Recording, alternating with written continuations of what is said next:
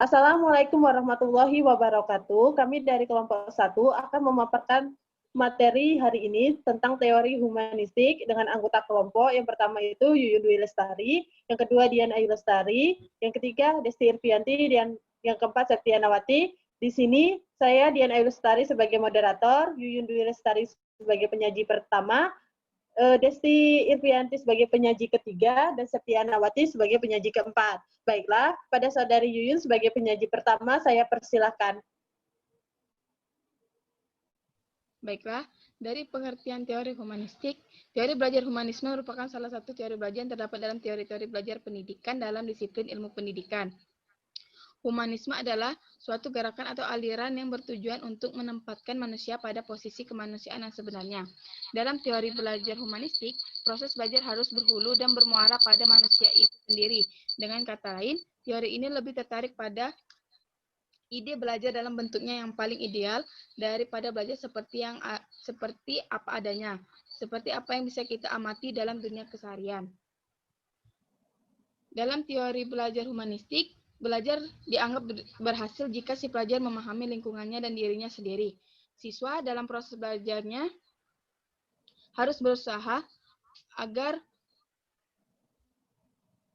lambat laun ia mampu mencapai aktualisasi diri dengan sebaik-baiknya. Jadi kesimpulannya, teori belajar humanistik adalah suatu teori dalam pembelajaran yang mengedepankan bagaimana memanusiakan manusia serta peserta didik mampu mengembangkan potensi dirinya.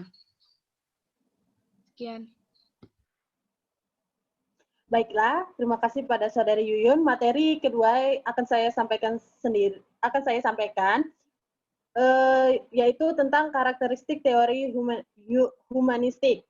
Menurut Rahmawati 2016 mengatakan bahwa karakteristik teori humanistik yang pertama adalah mengutamakan pembelajar sebagai pribadi yang unggul. Yang kedua, memfokuskan pembelajaran dalam tekad dan motivasi pribadi. Yang ketiga, memfokuskan pada fungsi afektif dan kognitif. Yang keempat, mementingkan adanya pengalaman diri. Yang kelima, memprioritaskan perspektif diri pada setiap diri individu. Yang keenam, mendahulukan peningkatan dalam self-control. Yang ketujuh, memprioritaskan ilmu pengetahuan dasar dan pengalaman. Selanjutnya,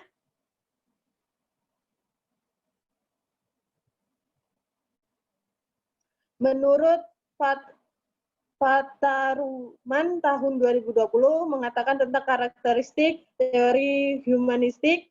Yang pertama adalah mementingkan manusia sebagai pribadi. Maksudnya, karena menurut pandangan teori humanistik ini, belajar berorientasi pada siswa atau anak. Yang kedua, mementingkan kebulatan pribadi. Yang ketiga, mementingkan peran kognitif dan afektif. Yang keempat, mengutamakan terjadinya alkulturasi self-compact, atau karena tujuan dari teori belajar humanistik ini adalah menjadikan manusia seutuhnya, manusia yang ideal, yang dicita-citakan. Yang kelima itu mementingkan perseptual subjektif yang dimiliki setiap individu. Maksudnya, mementingkan dan memahami potensi yang dimiliki oleh setiap individu itu sendiri. Yang keenam, mementingkan kemampuan menentukan bentuk tingkah laku sendiri.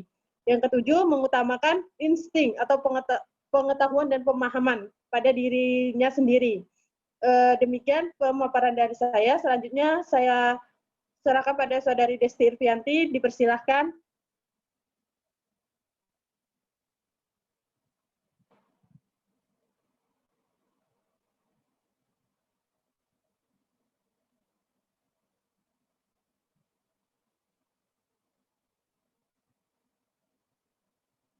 Maaf, saudari Desti, tolong di-mute-kan dulu suaranya.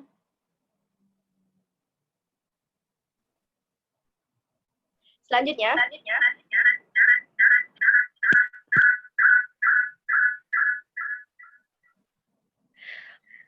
penerapan teori belajar humanistik.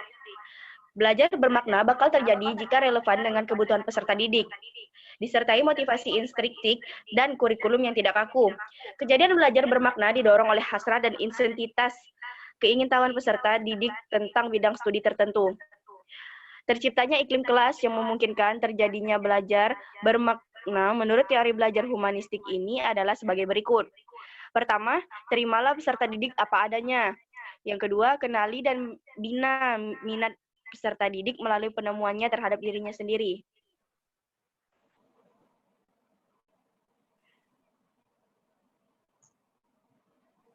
Selanjutnya. Bentar lagi terjadi gangguan.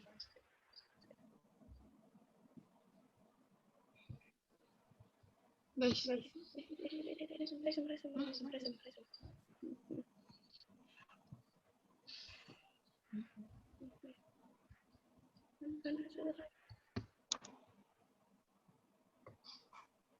Aduh.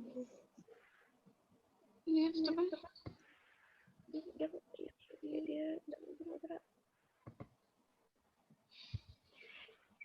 Lalu berikutnya, usahakan sumber belajar yang mungkin dapat diperoleh peserta didik untuk dapat memilih dan menggunakannya. Yang keempat, gunakan pendekatan inquiry discovery. Yang kelima, tekankan pentingnya penilaian diri sendiri dan biarkan peserta didik mengambil. Selanjutnya,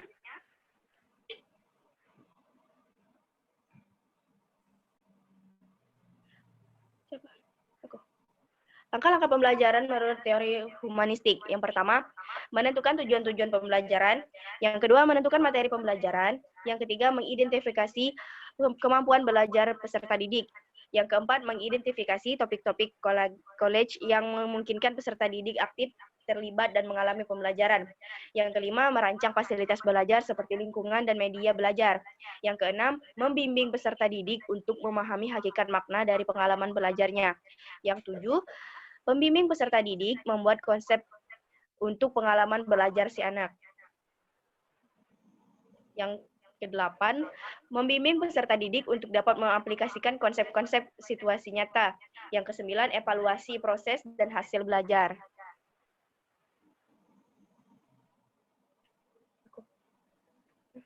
Baiklah, terima kasih pada Saudari Desti. Selanjutnya, tentang kelebihan teori humanistik dan kekurangan teori humanistik akan dipaparkan oleh Saudari Septianawati. Kepada Saudari Septianawati, dipersilahkan.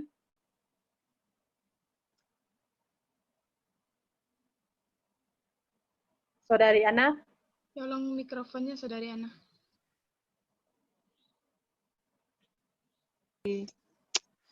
Materi selanjutnya yaitu kelebihan teori humanistik. Yang pertama, yaitu teori humanistik memiliki karakter yang memfokuskan pada pengembangan sikap, kepribadian mental, dan analitik. Yang kedua, yaitu siswa dengan sendirinya akan termotivasi dan merasa senang dalam belajar. Yang ketiga, karena memahami jiwa dan pola pikir siswa, guru akan menerima mereka apa adanya. Dan yang keempat, siswa memiliki pengetahuan yang bermakna.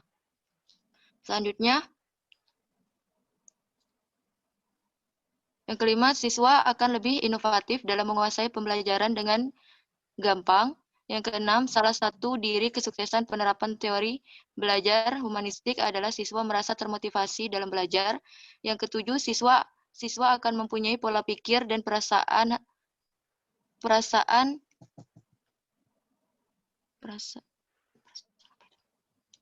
itu perasaan apa ya?